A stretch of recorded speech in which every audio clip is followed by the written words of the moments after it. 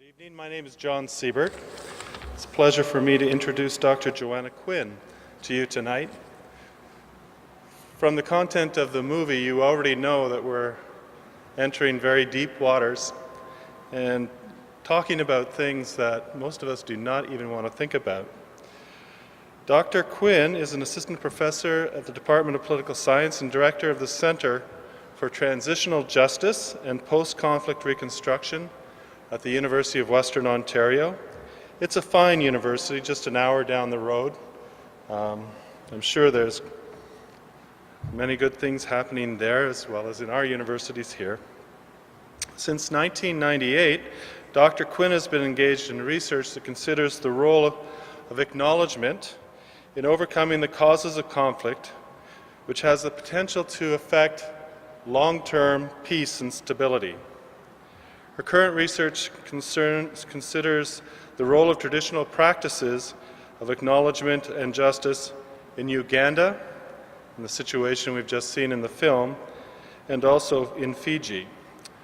I met Dr. Quinn about 2 years ago. She came here to Waterloo to participate in a conference put on by the Academic Council on the United Nations System. It was a conference that took place at Wilfrid Laurier University in March 2007.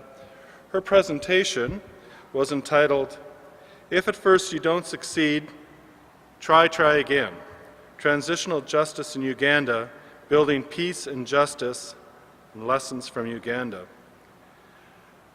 If you look at her publishing record, there are many more formal titles in her essays and books. But this one speaks to the dedication and the tenacity that she approaches this subject. We're very pleased that you're here today, Dr. Quinn. We look forward to your talk, and when she's finished, we'll have time for questions and answers. Dr. Quinn.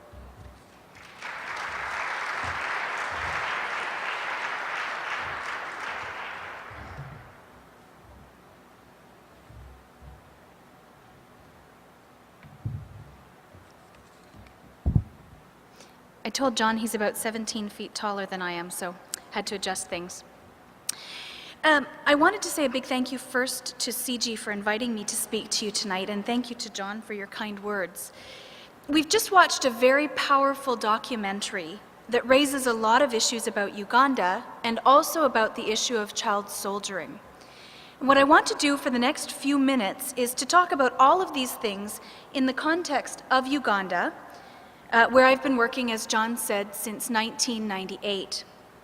And although many of you are likely aware of the situation in Uganda, I want to start first by placing into context the story that we've just heard.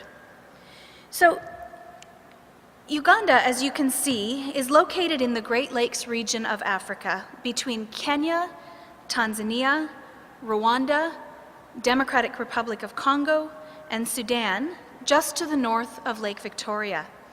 When Winston Churchill first visited Uganda, he thought it was one of the most beautiful places he had ever seen, and he called it the Pearl of Africa. And in fact, there's a really funny academic whose name is Tim Shaw, who works in Uganda, and every time I see him on a plane or at a conference, he says to me, "When were you last in the Pearl?" And that's kind of how I think about it. Uganda's home to 56 different ethnic groups who live in a geographic area close to the size of Newfoundland, minus Labrador. Uganda became a protectorate of Great Britain in 1900, or at least parts of Uganda did. Within 60 years, however, all of the 56 different ethnic groups who lived there had signed treaties with the British. And in 1962, the British officially left Uganda. From 1962, at the time of independence, until now, Uganda has been racked with conflict. The country's first independence leader, his name was Milton Obote. He spent his first term fighting against the significant number of riots and armed attacks from all of the other ethnic, religious, and political groups who felt that he had inappropriately been given power when the British fled the country. I didn't mean fled the country, I meant left the country. They left willingly. In 1971, Obote was overthrown by his military commander, Idi Amin. And for those of you who were born after about 1980, you will have no idea who Idi Amin is, except if you've seen The Last King of Scotland. For those of you who were born before 1980, you'll know who I'm talking about. But Idi Amin is the man portrayed in The Last King of Scotland. Amin carried out a systematic campaign of torture, terror, and murder. He sought to get rid of everybody who stood in his way. He targeted especially those people who had supported Obote, and he also expelled the so-called ethnic Asians, Indian people who had lived in the country for many generations, seizing their homes and property. And it's estimated that somewhere in the neighborhood of 300,000 to 500,000 people were killed during Amin's time in office. Interim governments were appointed in 1979 and 1980, and then in 1980, as the result of rigged elections, Obote returned to power. And he began to target those who were seen to have supported Amin, and an estimated 300,000 to 500,000 people were killed. And you'll know if you've ever seen a population pyramid that the pyramid is meant to look like this. But in Uganda, you can see actual chunks of the population carved out of that population pyramid because significant numbers of people were killed during that time. And the reason these are estimated numbers, I should say, is that nobody bothers to take a census in Uganda. So we don't know the actual numbers. We have estimated numbers from people like the US Census Bureau. So after Amin was overthrown, in 1985, a military council ruled for 6 months until it too was overthrown. And then in 1986, a military leader called Yoweri Museveni came to power. He and his troops had been fighting against both Amin and Obote since 1971, and he remains in power today, having rearranged the constitution approximately 6 times to legitimate his stay in power. But Museveni himself has faced considerable opposition from many of the different ethnic groups throughout the country, and 27 different armed insurgencies have risen up against him. One of the longest running and most devastating has been the conflict in northern Uganda, waged by the Lord's Resistance Army and Joseph Kony. And this is what we've just seen in the documentary. Since 1986, the LRA has abducted children to conscript into its rebel forces, the boys to act as soldiers, and the girls to act as sex slaves, as well as carriers of supplies and even as soldiers. Abducted child soldiers are forced to commit the most heinous acts of torture and abuse, often against their own families. And it's estimated that somewhere between 30,000 and 45,000 children have been abducted since 1986. This resulted in the phenomenon referred to in the film as night commuting, where at the height of the conflict in northern Uganda, close to 25,000 children living in northern Uganda walked for many miles each night to seek sanctuary in the relative safety of centers that were guarded by the Ugandan military to avoid being abducted by the LRA. At the height of the conflict, it was estimated that up to 1.8 million people, and that's 80% of the population in northern Uganda, were internally displaced within that region. And for some of you who don't know, internally displaced people are the equivalent of refugees. Refugees occur when they cross the boundaries of their own state, but for people who are displaced within their own state, they remain within the boundaries of their own country, and we call these internally displaced people IDPs. So at the height of the conflict, there were 1.8 million IDPs in northern Uganda. They were forced to live in camps for the internally displaced, and we saw some footage of those camps in the documentary. If you remember, there was a UN helicopter looking out over all kinds of huts called Ailuch, and people live close together in these camps. Although, as the documentary reported, Kony and the LRA have moved on from northern Uganda, the war is far from over. We have no idea how many LRA soldiers remain in the bush. Estimates range anywhere from 200 to 20,000, but we do know that the LRA is carrying out campaigns of torture in places like CAR. And a missionary friend of mine lives in Bangui in Central African Republic, and every day she sleeps with her bags packed, and she reports in to African Inland Mission, the mission agency she works with, because she may need to call for a rescue at any point because the rebels are continuing to wage their campaign of terror. Child soldiers are a complicated problem for states to deal with. I keep looking because occasionally I get on the wrong slide and then we'll all be in trouble.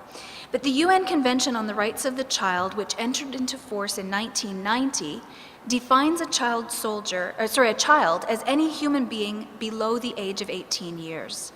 Under the convention, the governments who are signatories, including Uganda, pledge to prevent both the abduction of children and to ensure that children under 15 years of age do not take direct part in hostilities. To further solidify the effects of the convention, in 1994, the Secretary General of the United Nations appointed an expert, whose name is Graça Michel, to study the impact of armed conflict on children. And Michel made her report in 1996. In that report, Michel looked at methods and effects of recruitment, how child soldiers are used, and in what in the literature and among practitioners is referred to as DDR. And that is demobilizing child soldiers, demilitarizing child soldiers, and reintegrating them back into their communities, as well as other preventative measures.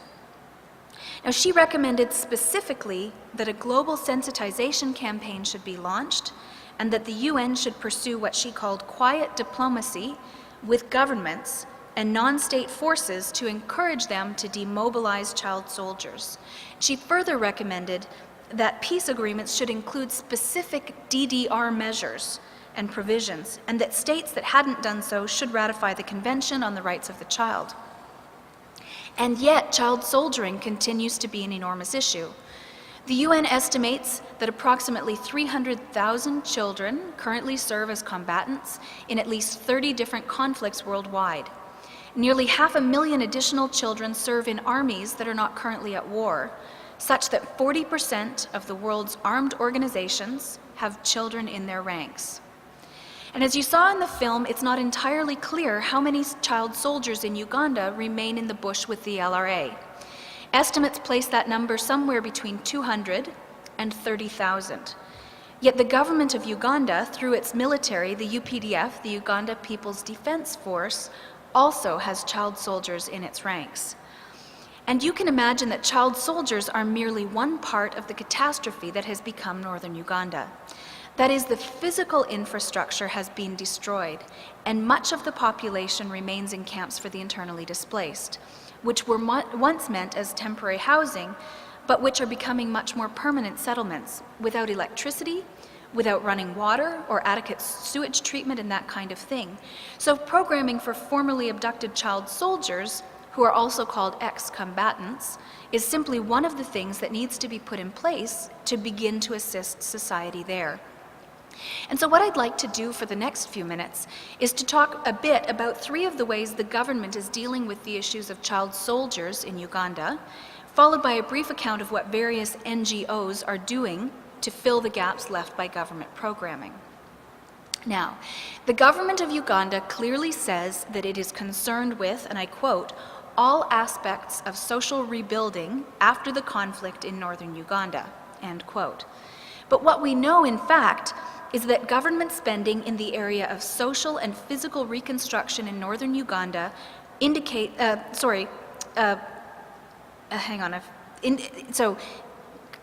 government spending on social and physical reconstruction in northern Uganda indicates that the government spent 0.01% of the national budget in 2004 and 2005 on those activities.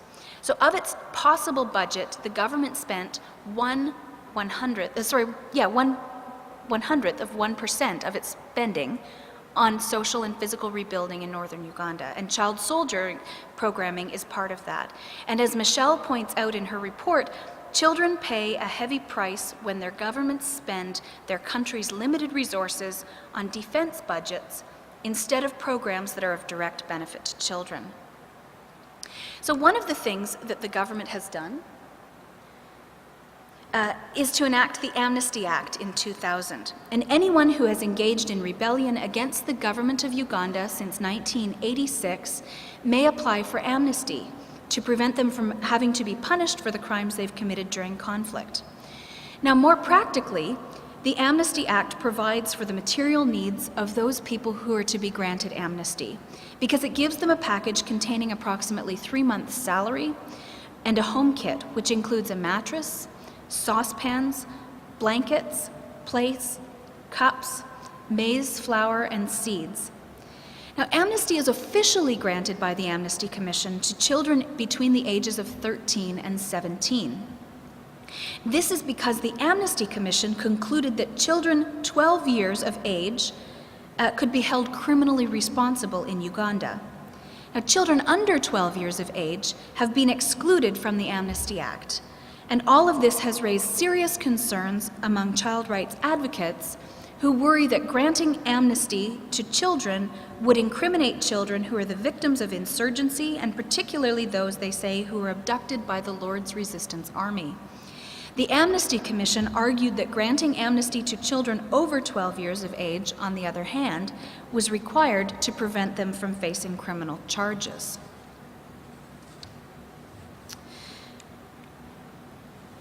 Now, although there is no formal demobilization process for captured, escaped, or rescued children from the Lord's Resistance Army, the Amnesty Commission has implemented a series of DDR teams, demobilization and resettlement teams, which are responsible for the decommissioning of arms, demobilization, and reintegration of child soldiers.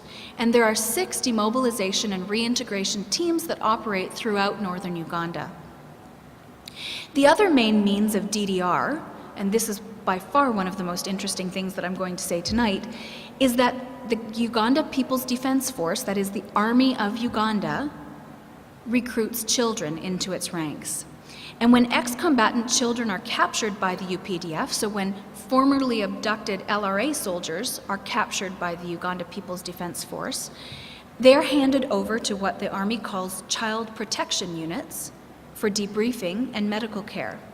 But it has become very clear that some children, instead of being sent onward for any DDR programming, are being absorbed directly into the ranks of the UPDF, the government army.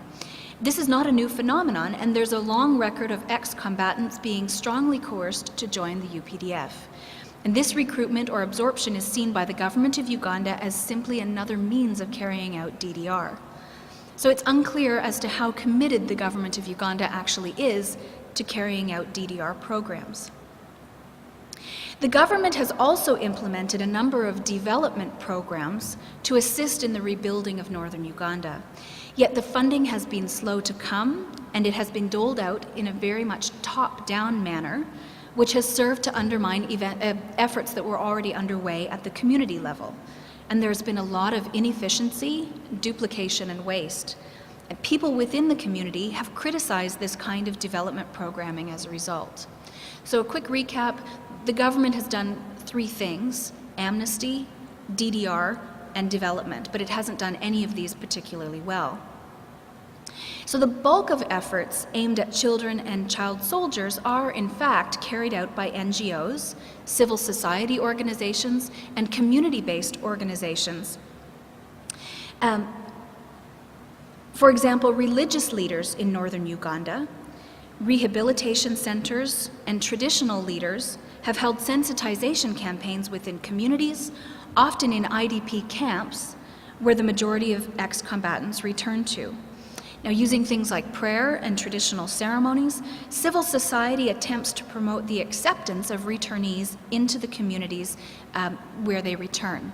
And this is of critical importance because the people in northern Uganda have been reluctant to accept these children back into their communities. So despite the fact that these children are children who come from these communities, they're seen as somehow tainted when they actually return to their communities. Humanitarian agencies, too, have developed several strategies that can effectively rehabilitate and reintegrate child soldiers, giving them much more expertise in this area than the government. That the majority of activities in Uganda are carried out by NGOs contradicts conventional thinking that governments bear the primary responsibility for protecting children from what Michel calls the scourge of war. Now, there are 2 main NGOs working in northern Uganda on programs for formerly abducted child soldiers. The first, Gulu Save the Children organization, or GUSCO as it's called, is a local NGO funded jointly by several international NGOs, including Save the Children in Uganda, the World Food Programme, and UNICEF. GUSCO was formed in 1994 as the first agency working toward the rehabilitation and reintegration of formerly abducted children. The center has a capacity for 50 children, but at the peak of the insurgency, it at one point housed as many as 287. The staff at Cusco carry out limited psychosocial rehabilitation of war-affected children, including activities like routine building and preparation for reunion with children's families. And at this stage, and I think this data might be a bit old, but it's the most recent they have on their webpage, 7,614 children have been resettled through the Cusco Center. Sorry, I hit another button. I wasn't sure where we were going. The other main reception center for child soldiers coming out of the bush is the Gulu Children of War Center, run by World Vision. Now, like Cusco, the World Vision Center focuses mainly on psychosocial counseling for former soldiers. It opened in 1995, and more than 15,000 children and adults have passed through the center. World Vision also operates 2 centers in addition to the Gulu Children of War Center, including the Child Mothers Center, mostly for girls who have been impregnated by soldiers in the war, in the bush with the Lord's Resistance Army, and an adult care center. There's mounting evidence, though, to suggest that a number of ex-combatants do not pass through either of the reception centers that I've talked about, or the other smaller centers that are in place. The fact is that children mostly don't know about the reception centers like Cusco and the Gulu Children of War Center, and so they often return straight home. But as well, the conflict in northern Uganda is changing, and so reception centers have had to begin to reconsider the scope and the nature of their work. And in fact, a number of other agencies are involved in the rehabilitation of ex-combatants outside of the formal reception center model. And especially important here is the work of grassroots organizations who have in fact carried much of the burden in the rehabilitation and reintegration of formerly abducted child soldiers. One of the best known groups is the Acholi Religious Leaders Peace Initiative, and this is a fantastic organization. It's a multi-faith group, has Muslim, Catholic, Anglican, Orthodox religious leaders. And they've been active in both advocacy on behalf of children and in directly assisting them. And some of the delegation that you saw that went to Garamba were in fact the Acholi Religious Leaders Peace Initiative, including Father Carlos, who wore the beautiful red shirt. They have taken in children and sponsored many programs on their behalf, and in fact they were very involved with the night commuting phenomenon. When the army and the police would not go in to protect the children, the Acholi Religious Leaders Peace Initiative went, and the bishops slept with the children in those centers. Likewise, the Acholi traditional leaders, called Kekwaro Acholi, have played a strong role in the rehabilitation of formerly abducted child soldiers, and they've taken an active role in reintegrating children back into the community, in part through traditional cleansing ceremonies, which allow the Acholi to acknowledge that this person has been accepted back into the community and that the community is both willing and able to have them return.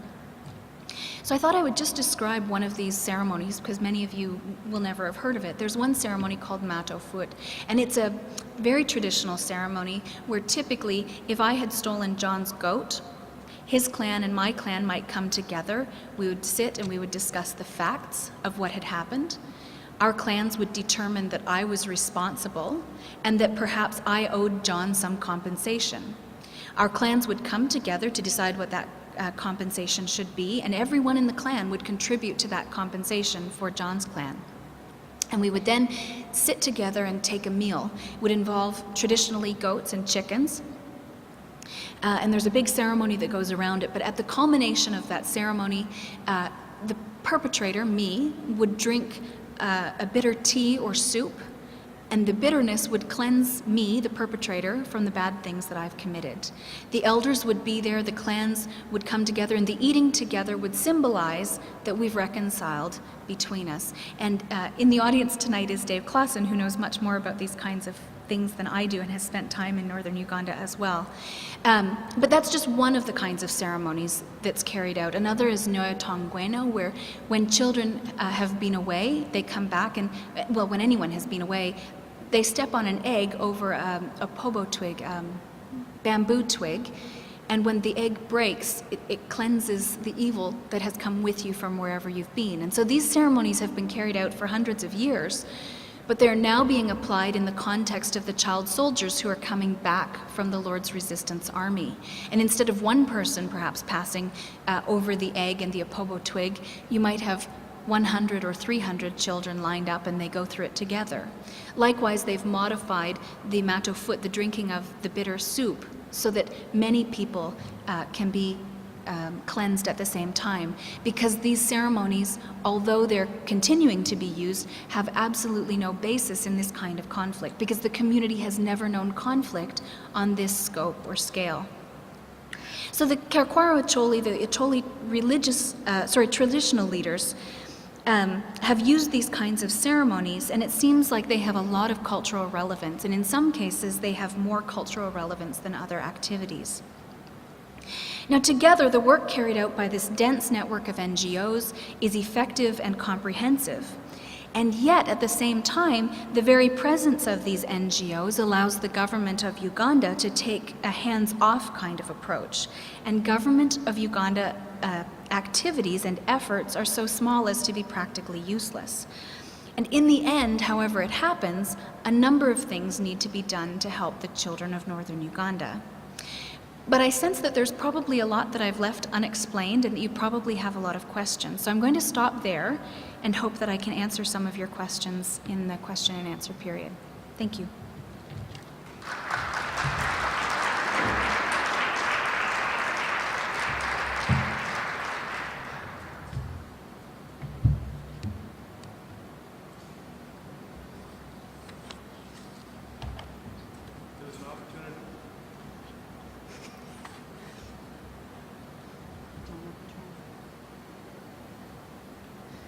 Opportunity for questions now.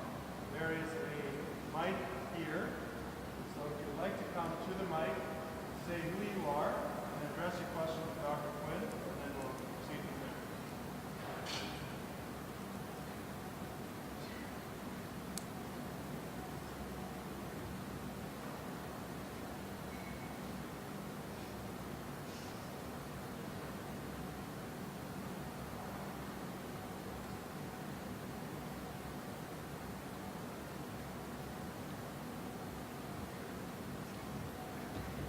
You too.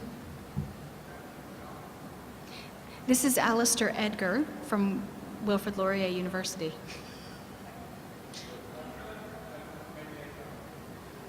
Can you hear him at all? No.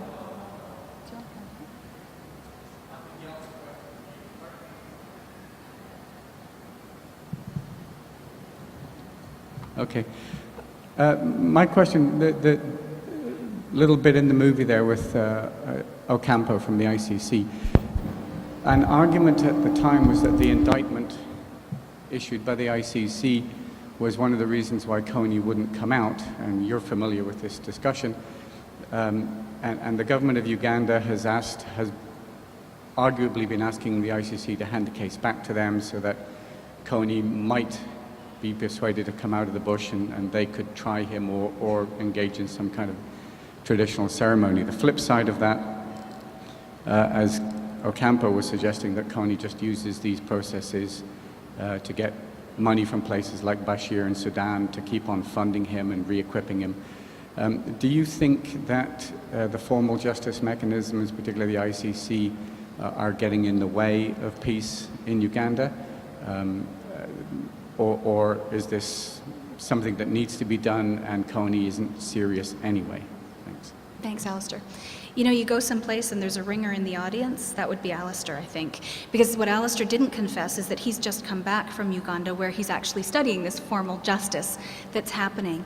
And what he asks is a very good question that I'm asked quite a lot, because at play in Uganda have been a number of different processes of justice. So when President Museveni came to power in 1986, he put in place something called a Truth Commission. And you may be familiar with Truth Commissions from South Africa, where they had a Truth and Reconciliation Commission after apartheid. Museveni put one in place in 1986, which finished in 1994. But he has never done anything with the recommendations that came from that commission. Along the way, national courts have been able to try people like Joseph Kone, and Uganda has a big military and a big police force, which in theory could have done something to stop the conflict that Kone is involved in. In 2000, the Amnesty Act was put into place, and many people saw that as being the pivotal moment when Kone could be granted amnesty. He wouldn't have to face criminal prosecution or accountability, and so he was sure to come out of the bush. But that didn't happen, and the president became frustrated with that, and so shortly after that, the president referred the case of Joseph Kone and 4 of his deputies to Ocampo, that you saw, the chief prosecutor at the International Criminal Court, who has since unveiled a number of charges and arrest warrants, and yet nobody's bothered to catch Kone. And so the question, particularly in northern Uganda, has been, has the threat of prosecution, the threat of him being held accountable, kept Kone from doing things like signing the final peace agreements in 2008? And I think the answer has to be yes and no. I'm sorry, Alistair, but I'm going to equivocate here. Because the people in northern Uganda were already working on peace processes, and they felt that they were quite close to getting Kone to come out of the bush. And then the ICC came in, and since then, Kone might have been a bit reluctant to come out of the bush. But at the same time, the people who were working with Kone seemed to be negotiating on his behalf, and yet he seemed unaware of what it was that they were negotiating. So there was the negotiating arm called the Lord's Resistance Movement, which was their political wing. At the same time, the Lord's Resistance Army was still in the bush in Garamba and other places. And so even the negotiating that was done by the Lord's Resistance Movement, nobody is sure that Kone was on board with that in the first place. So Alistair, in answer to your question, nobody really knows what Kone knows or what he doesn't know. We know that Ocampo has made sure that an advance team has gone to meet with Kone, that members of the Lord's Resistance Movement delegation have been to The Hague, have talked to the International Criminal Court people. And in the end, I have to say, although I said I was going to equivocate, I think it probably has delayed justice, because this ICC thing being dropped into the middle of the community has really pushed everything else aside, and as the community has scrambled to understand what's going on, all of the other processes that were in place have sort of stalled. And so the Acholi Religious Leaders Peace Initiative with Father Carlos and others who have been to the bush, who have done things, Betty Bigombe, who initiated peace talks many years before the current peace talks were in place, those people have been working on a number of things that were stalled by the International Criminal Court. But I'm not sure that Kone has any incentive at all, even with amnesty or even without the International Criminal Court, to come in from the bush, because there's nothing in it for him. And the thought is that he can never go back and live in a community. Nobody would want Kone for a next-door neighbor, for example. The people who have been most affected are the people in the community where he would go to live. So, Alistair, the short answer is I don't know, but I don't think that the ICC has pushed off justice all that much in Uganda, because I think it was stalling for other reasons as well. Please. I'm short like you. I was hoping you could comment or educate more on who's been supplying Kone with weaponry for his army for the last 23 years and how that's been going on. Okay. So the conflict in Uganda is complicated, no more so than conflicts in any other part of the world, but in Uganda, for example, Museveni began to supply the SPLA, the rebel army in the south of Sudan, with weapons to fight against the government in Khartoum in the north of Sudan. And so the government in Khartoum funded the Lord's Resistance Army to begin. We also know that the Lord's Resistance Movement, these people that I was talking about that were negotiating on behalf of Kone, are from the diaspora community. That is the community of Ugandans living outside of Uganda.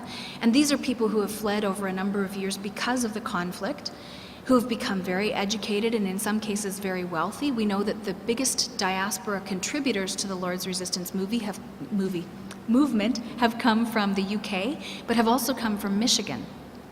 And we know that they have been remitting money, supplies, and other things to Kone while he's been in the bush.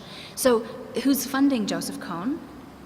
The diaspora community, the government in Khartoum, although apparently that funding has ceased. But we know that other actors are at play. There's some suspicion that Muammar Gaddafi from Libya is in fact funding some of the activities of the Lord's Resistance Army. He's very involved in different facets of life in Uganda, and other actors. So those are three that I can mention. Yeah.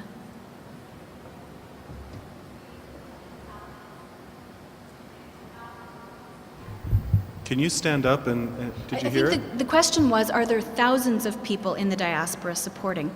I have absolutely no idea. We know that there are lots of dollars and pounds and other denominations flowing in. I'm not sure that there's thousands, but we know, for example, that communities of what they called the Lord's Resistance Movement were meeting in London in the UK around the time that the International Criminal Court arrest warrants were unsealed. We know that there are big meetings of Uganda diaspora community people in Michigan and other places. So I'm not sure I would say thousands, but I honestly can't put a number on that community that would be funding, because we know that there are also diaspora members who don't send money to the Lord's Resistance Army. Please. Thanks very much. My name's Evan. I'm from the Foreign Affairs Society at the University of Waterloo. Just wondering if I could get a quick show of hands from everybody with FAS. Thank you guys. My question has to do with the relative legitimacy between the LRA and the, I believe the acronym was the Ugandan People's Defense Force or whatever, where you said that both of these forces are using child soldiers. So how can you say that one force is more legitimate than another in light of a justice context with the ICC? Thanks. Thank you. For the record, I did my undergrad at Waterloo, so I'm one of you. Or I was a million years ago. It's a very good question, and the legitimacy comes from the fact that one of those forces is recognized as the legitimate leader of Uganda. So the government of Uganda is also carrying out heinous acts, and one of the things that I may or may not have had on that slide is that the government of Uganda under Yoweri Museveni has also carried out a number of gross violations of human rights. So nobody's saying that the government of Uganda under Yoweri Museveni is perfect by any stretch, and in fact one of the big criticisms that's been leveled against against the ICC arrest warrants is that the only charges are against Khan and his deputies, that Uganda government officials, including Museveni, including Rukana and others, should also have been charged by the ICC. One of the things that I didn't say, and maybe I shouldn't say, but I interviewed a guy called Julius who, this was 2006, Julius was trying to finish a master's degree in peace and conflict studies at Makerere University. And to look at Julius, he looked like a normal kind of guy, but Julius had been abducted in northeastern Uganda from his village in Iteso. His family had been caught in a series of conflicts that were going on. And remember I said there were 27 different armed insurgencies happening. One of the conflicts that's going on is with a group in the east, in the northeast, called Karamojong. And the Karamojong have faced a number of problems, a lot of them related to the environment, also related to the fact that at one point somebody brought them truckloads of AK-47s to fight against other rebels, which are still in use, which is complicated. Julius's family had been caught in Karamojong raids. So his grandfather, his mother, and his sister and her husband had been killed, and she was pregnant with a child, and that child was mutilated during that raid. Another raid happened, and UNRF forces came and abducted his sister as a sex slave. Another round of fighting happened, and Julius himself was abducted, but abducted by the Uganda People's Defense Force, conscripted as a soldier, and he was 12. Julius's two brothers were abducted by the Lord's Resistance Army, and one brother lives at home, now in a camp for the internally displaced, and he has HIV. So it's not as cut and dried as I've probably laid it out in the presentation. There are big conflicts going on around the country, and Museveni is certainly not innocent. He himself was fighting in the bush against a number of other things, a number of other fighting factions. He only came to power because he had more guns than anybody else at that time in 1986. So thanks for pointing it out, because Museveni is certainly not innocent either. Hi, my name is Mary Clausen, and lived in Uganda for a while, came back in 2004, so it feels like a long time already. And there's sort of two questions. I think you alluded to it, the first part of one. It's the context of the global war on terror. I'm curious to know if you see any sort of links to that sort of bigger context. And I suppose the other question that I keep coming to when I think about this is who is actually benefiting from this conflict? Thanks, Mary. You see another ringer in the audience. The question about the global war on terror is a very interesting one, and there's a professor at the Lew Institute at the University of British Columbia. Her name is Erin Baines, and Erin has done a lot of work, and you may have seen some CBC documentaries that have been done on northern Uganda that Erin has been involved in. And Erin has done work with people like Lloyd Axworthy, and they were part of the group that convinced the United Nations that the conflict happening in Uganda wasn't just an internal conflict, that because it had spilled over the borders, it was then some kind of international security threat. And only then did the United Nations begin to take notice and even think about doing something. Is Uganda even on the radar for the global war on terror? Yes, because it was the first case selected by the International Criminal Court. Yes, because as you saw when they were signing those documents in the video that we saw, there was a man with an orange shirt. His name is Brian Burton, and he was the special envoy from Canada who was sent. He lived in a tent in Juba for close to 2 years on and off, waiting for all of those agreements to be signed and trying to cajole all of the stakeholders to come to the table. So in the sense that there's a group of 7 countries that's been funding the peace process in Uganda, it registers, and it registers in a big way because of the implications for terror. I just got an email today, and I didn't have a chance to look at it, but there's a group called Resolve Uganda, and the people that made Invisible Children have been really active with Resolve Uganda. And the email today said something about 173 days, and I think it's 173 days that they've been bringing petitions to Congress in the United States to point out that this war in northern Uganda, and now in Congo, and now in Central African Republic, has bigger implications that spill across the borders. And Mary, you'll have to forgive me because I've forgotten your second question. Oh yeah, who's benefiting? I don't know. It's hard to say.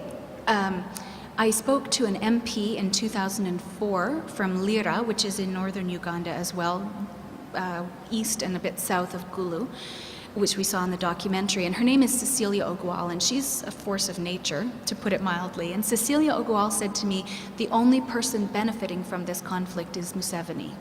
The people in the south are benefiting because, and I didn't have a map of Uganda to show you, but Uganda is almost very neatly divided in half by the Nile River, which runs across the middle of the country.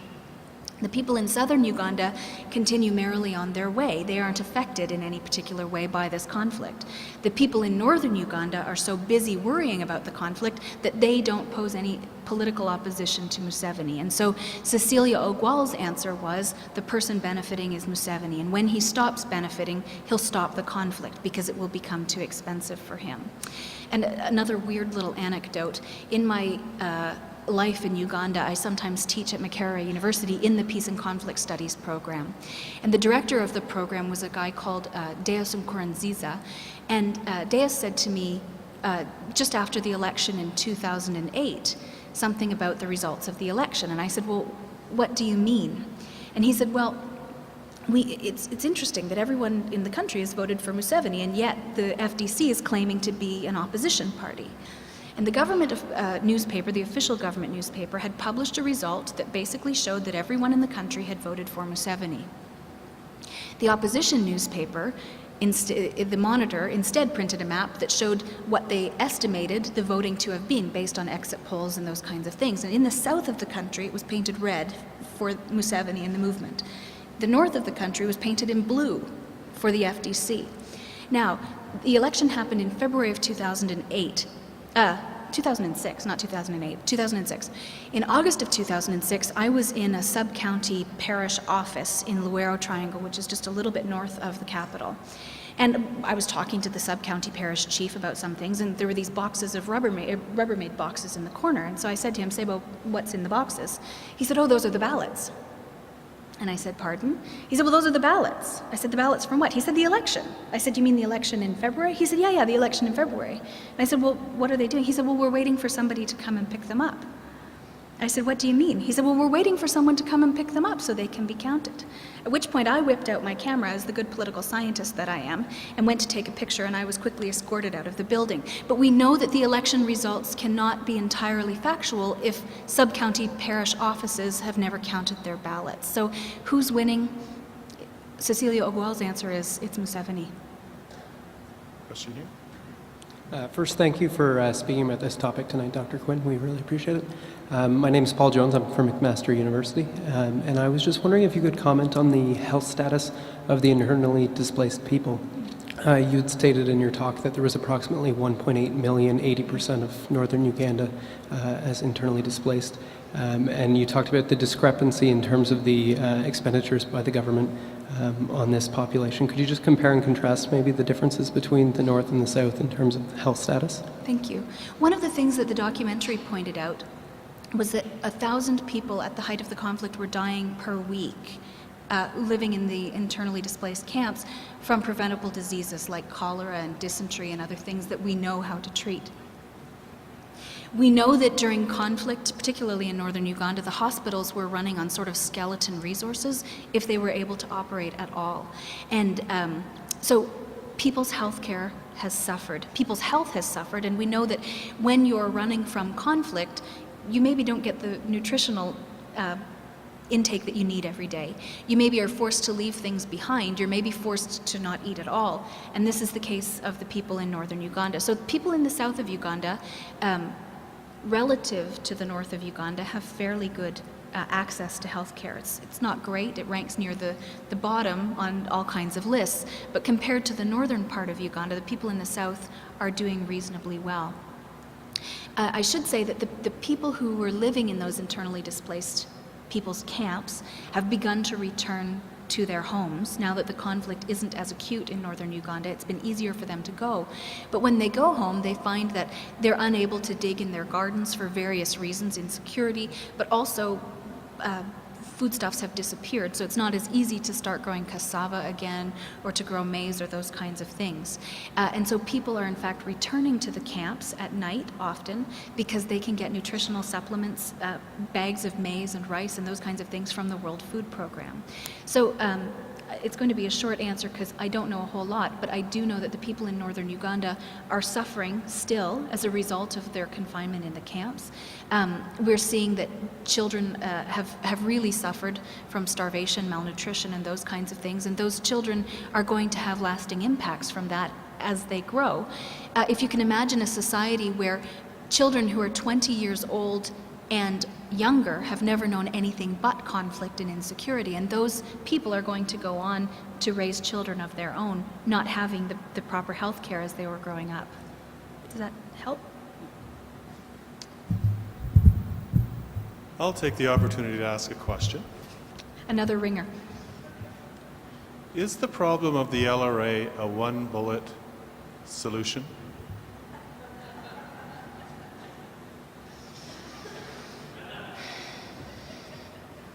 Can I say maybe? I think the Lord's Resistance Army, from what we know about it, and there are people like Sverker Finström from Sweden and Tim Allen from the United Kingdom who have done a lot more work on the Lord's Resistance Army itself than I have. People like Heike Behrend who have written on the LRA's predecessor, the Holy Spirit movement. But the work that has been done shows that Joseph Kone is very firmly in charge at the top. And so, John, if your question is, if we get rid of Kone, are we done? The answer is maybe. We also know that when Kone, the arrest warrants against Kone were unsealed, 4 other deputies, arrest warrants were unsealed for them as well, with a litany of crimes, including crimes against humanity, war crimes, and the list goes on and on. But shortly after those arrest warrants were unsealed, it became clear that 1 or 2 of the other top deputies had in fact died. When I was in Uganda it must have been August of 2006, there was a big headline, front page of both newspapers, that one of the other guys that had been indicted had died. And they, pictures of dead bodies splashed all over the front of the newspaper, and then a week or so later it was revealed, well, it wasn't actually him. So there's some confusion about, with Kone, is there anybody still left to be indicted? And the answer is there might be 1 or 2 of the other deputies. But the sentiment in Uganda is that it might not matter if those other deputies are indicted, because if you could get rid of Khan, as you say, the one-bullet solution, that maybe that would end the problem. Although there are other units of the Lord's Resistance Army fighting in various places. I think the answer is probably on the yes side rather than on the no side. I don't know. That's my guess. Seeing no other questions, why don't we thank Dr. Quinn again.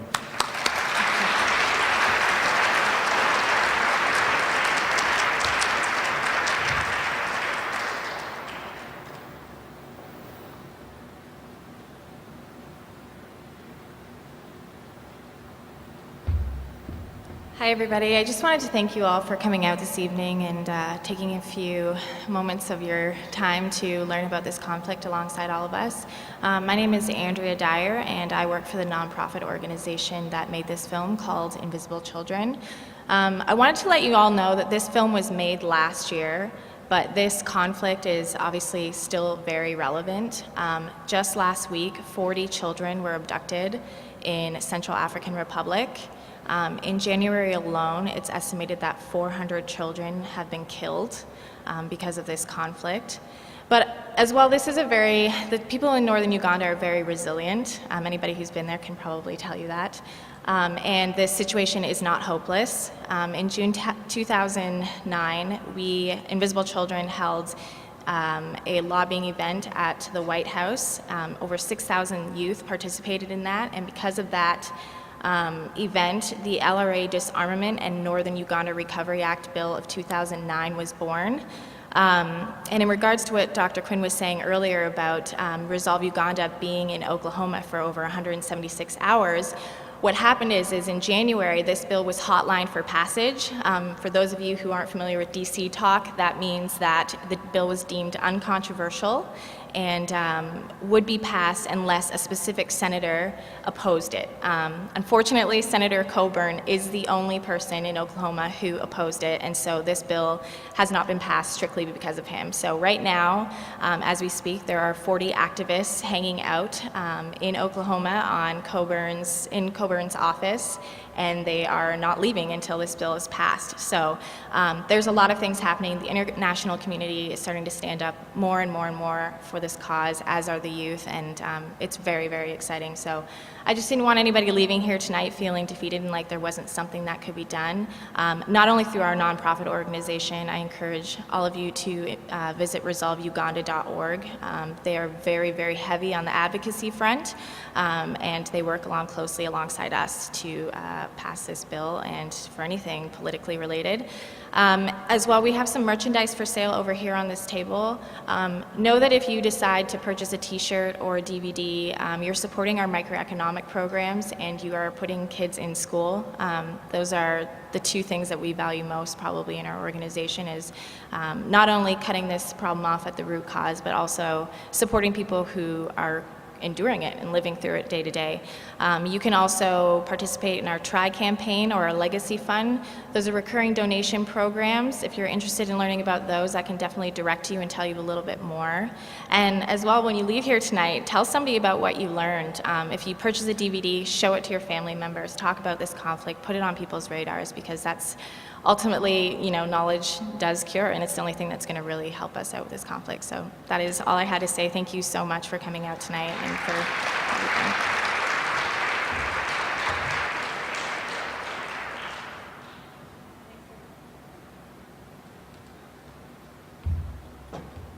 Thank you very much, Andrea. And once again, I would like to, on behalf of CIGI, thank Dr. Quinn for your wonderful talk this evening, and we have a small token of appreciation on behalf of CIGI. Thank you very much, and safe travels home to our audience here tonight. Thank you.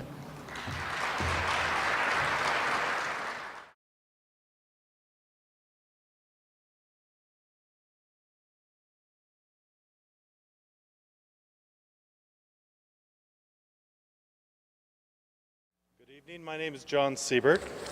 It's a pleasure for me to introduce Dr. Joanna Quinn to you tonight. From the content of the movie, you already know that we're entering very deep waters and talking about things that most of us do not even want to think about.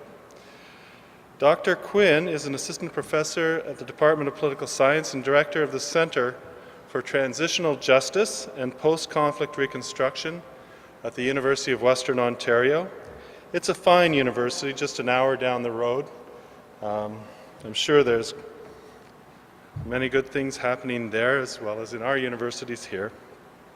Since 1998, Dr. Quinn has been engaged in research that considers the role of acknowledgement in overcoming the causes of conflict, which has the potential to affect long-term peace and stability.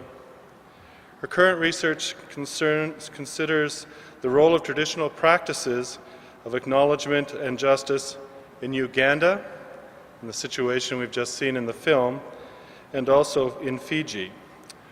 I met Dr. Quinn about 2 years ago. She came here to Waterloo to participate in a conference put on by the Academic Council on the United Nations System. It was a conference that took place at Wilfrid Laurier University in March 2007.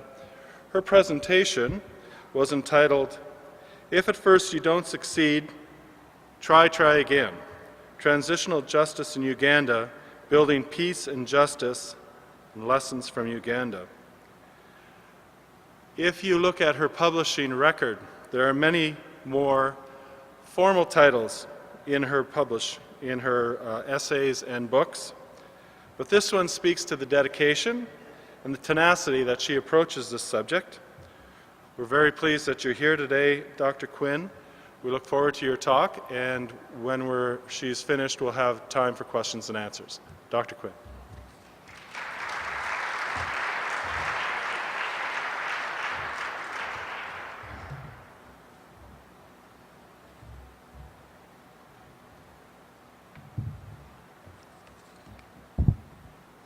I told John he's about 17 feet taller than I am, so had to adjust things.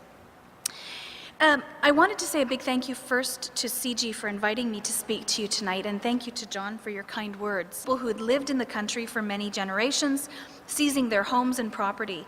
And it's estimated that somewhere in the neighborhood of 300,000 to 500,000 people were killed during Amin's time in office. Interim governments were appointed in 1979 and 1980, and then in 1980, as the result of rigged elections, Obote returned to power. And he began to target those who were seen to have supported Amin, and an estimated 300,000 to 500,000 people were killed. And you'll know if you've ever seen a population pyramid that the pyramid is meant to look like this. But in Uganda, you can see actual chunks of the population carved out of that population pyramid because significant numbers of people were killed during that time. And the reason these are estimated numbers, I should say, is that nobody bothers to take a census in Uganda. So we don't know the actual numbers. We have estimated numbers from people like the US Census Bureau. So after Amin was overthrown, in 1985, a military council ruled for 6 months until it too was overthrown. And then in 1986, a military leader called Yoweri Museveni came to power. He and his troops had been fighting against both Amin and Obote since 1971, and he remains in power today, having rearranged the constitution approximately 6 times to legitimate his stay in power. But Museveni himself has faced considerable, or at least parts of Uganda did. Within 60 years, however, all of the 56 different ethnic groups who lived there had signed treaties with the British. And in 1962, the British officially left Uganda. From 1962, at the time of independence, until now, Uganda has been racked with conflict. The country's first independence leader, his name was Milton Obote.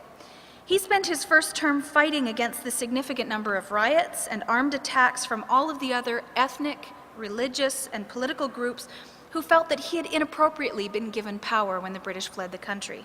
I didn't mean fled the country, I meant left the country. They left willingly. In 1971, Obote was overthrown by his military commander, Idi Amin. And for those of you who were born after about 1980, you will have no idea who Idi Amin is, except if you've seen The Last King of Scotland. For those of you who were born before 1980, you'll know who I'm talking about. But Idi Amin is the man portrayed in The Last King of Scotland. Amin carried out a systematic campaign of torture, terror, and murder. He sought to get rid of everybody who stood in his way. He targeted especially those people who had supported Obote, and he also expelled the so-called ethnic Asians, Indian people.